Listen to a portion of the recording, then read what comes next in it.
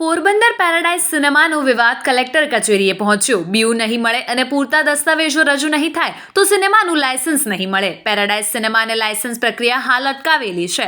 Paradise cinema હાલ તો વિવાદના વંટોળમાં છે. કોમર્શિયલ પરમિશન લઈને સિનેમા ખડકી દેવાતા હાલ શહેરમાં વિરોધના સૂર ઉઠ્યા છે.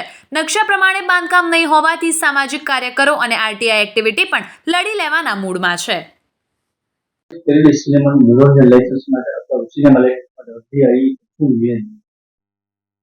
પેરાડાઇઝ સિનેમાએ સિનેમા લાયસન્સ માટે અમારે ત્યાં અરજી કરેલી છે. હાલની પ્રાથમિક ચકાસણી થયા બધી જરૂરી આધારો રજૂ થયેલા ન હોવાથી અમે અરજદારને આધારો રજૂ કરવા જણાવેલું છે. આધારો રજૂ થઈ ગયા પછી એની કાયદા અને નિયમોની જોગવાઈઓ ધ્યાને લઈ સંપૂર્ણ ચકાસણી કર્યા બાદ નિર્ણય લેવામાં આવશે.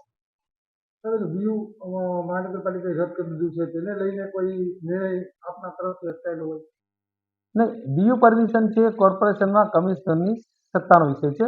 એ કમિશનર તરફથી બીયુ પરમિશન હાલ જે મોકૂફ રહે છે, જ્યાં સુધી એ ફરી ચાલુ ન થાય ત્યાં સુધી સિનેમા લાયસન્સ આપવાનો પ્રશ્ન અમારે ત્યાંથી રહે નહીં.